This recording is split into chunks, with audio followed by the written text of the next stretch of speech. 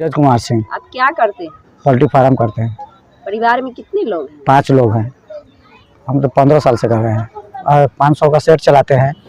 इसमें थोड़ा कभी लॉस भी लगता है मौसम खराब होने के कारण, और इसमें कुछ बेनिफिट भी होता है। साल में आप कितनी बार मुर्गा डालते हैं? टर्नओवर कितनी बार करते हैं? 7 से 8 बार करते हैं। क्या मौसम में अचानक बदलाव आपको पहले से महसूस हो रहा था? देखा बैग हुआ तो पहले से महसूस हल्का हल्का हुआ, तो कंट्रोल जब तक किए तब तक गड़बड़ हो चुका था। आज हमारे सामने एक गंभीर सच्चाई है। जलवायु परिवर्तन ने खेती को बुरी तरह प्रभावित किया है। इस साल अकस्मात भीषण ठंड ने किसानों को भारी नुकसान पहुंचाया और अब अचानक बढ़ी हुई गर्मी ने उनकी मुश्किलें और बढ़ा दी है। पोल्ट्री फार्म के लिए एक यह दोहरी मार है और उनके बदलावों के चलते उनकी आजीविका दांव पर लगी हुई है। कितने मुर्गा की मौत हुई? एमकी साल हुआ है वही 600 करीब में साल में। हमारे संविधान का अनुच्छेद 21 और 48A हमें जीवन के अधिकार और पर्यावरण की रक्षा का अधिकार देते हैं। जब जलवायु परिवर्तन के कारण नुकसान होता है तो यह हमारे बुनियादी अधिकारों का भी प्रश्न बन जाता है और राज्य की जिम्मेदारी बनती है कि वो इससे निपटे ताकि हमारे किसान सुरक्षित रहे और उनकी मेहनत का फल सुरक्षित रहे। ज़्यादातर किस मौसम में मुर्गा की क्षति? चढ़ते मौसम, जब मौसम का बदलाव होता है ना, चढ़ते मौसम में उतरते मौसम में इसमें थोड़ा ज़्यादा हुआ है। मौसम के हिसाब से उसको देख रेख हम लोग करते हैं।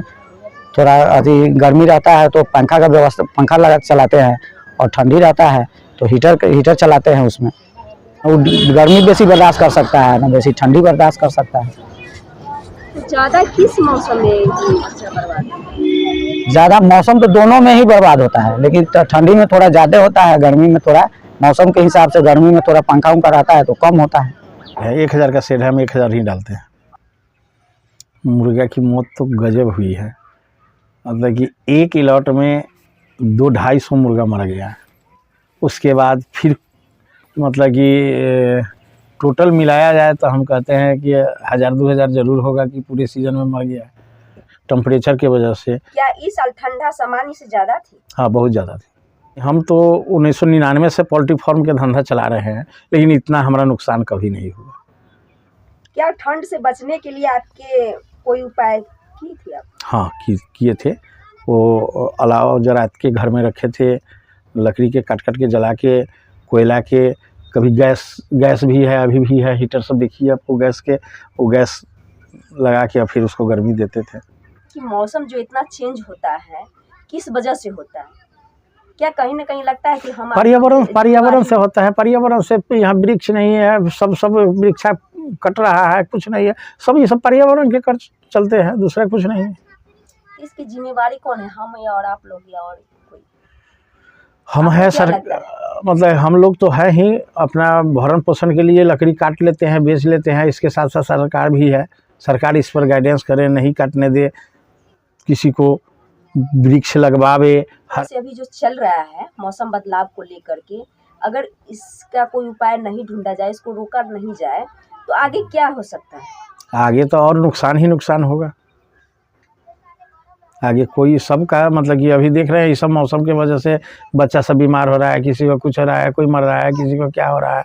तो इस सब पर्यावरण पर जब तक ना रोका जाएगा तब तक क्या होगा, यही होते रहेगा और बद से बदतर स्थिति हो जाएगी बिहार की। इनके पर बहुत प्रभाव पड़ता है।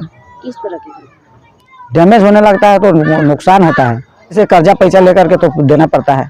तो जो कर्जा लेते तो फिर उसको फिर कैसे आप मैनेज करते हैं? उसको कर्जा लेने के बाद आदमी को फिर इनकम होता है थोड़ा बहुत, उससे मिला जुला करके धीरे धीरे करके उसको देते हैं। आपने इस नुकसान की जानकारी किसी सरकारी अधिकारी को दी है? नहीं दी। क्यों नहीं दी? किसको देते हैं?